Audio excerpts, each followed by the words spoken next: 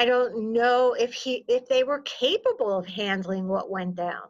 I'm not sure they were. I'm not sure that any of these places were. Ellen's husband, Stanley, died of coronavirus at Branford Hills Nursing Home. About 64% of the state's deaths from COVID-19 happened in nursing homes. Ellen says she wasn't given any information about protocols at the nursing home during the pandemic until after Stanley's death. I found out that there were many people that had passed away, some of which were on the wing that my husband was on.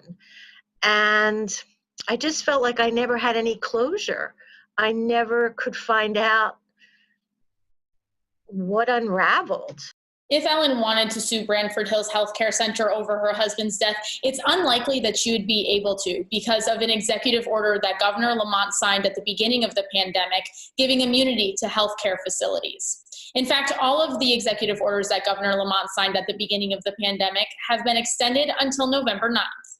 There has to be some responsibility and without having an ability to hold people accountable, I don't think that this gets us where we need to be. The executive order prevents families from seeking damages in courts for their loved ones' injuries or deaths, except in cases of, quote, crime, fraud, malice, gross negligence, or willful misconduct. Sometimes that's hard to prove, so that's my concern. Austin says the current fines the state can impose are a slap on the wrist.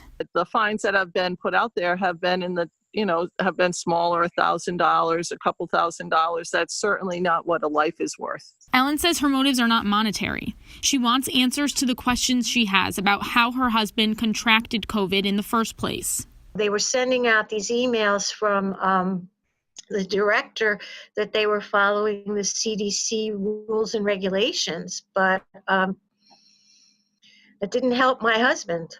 It didn't help me. The governor's office says they're determining which executive orders will be canceled or extended between now and the end of the public health and civil preparedness emergencies.